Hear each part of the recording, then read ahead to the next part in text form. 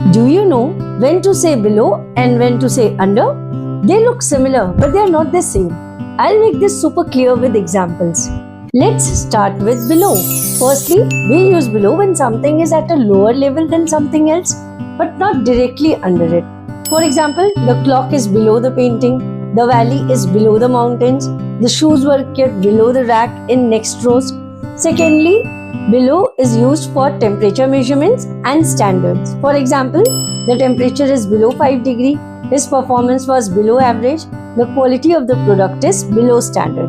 Thirdly, below is used when something is written or shown later in a text. For example, please read the instructions given below. My signature is written below my name. Write the answer below the question on your sheet.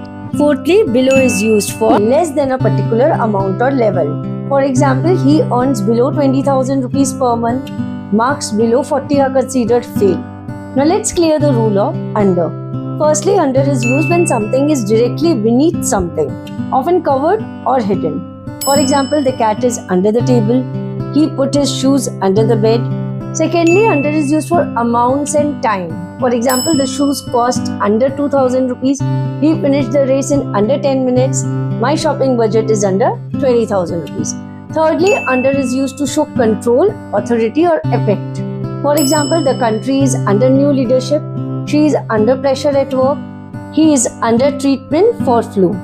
Fourthly, under is used for experiencing a certain condition. For example, the house is under repair. The city is under attack. She is under pressure to finish the homework. Fifthly, under is used when something passes from below another thing. For example, the tunnel runs under the river. The dog ran under the fence. Now you all have got the difference very well. So keep practicing with small examples in daily life to clear your confusion. If this is helpful for you all, then you must discuss with your friends. Keep learning and keep growing. Bye for now. See you again.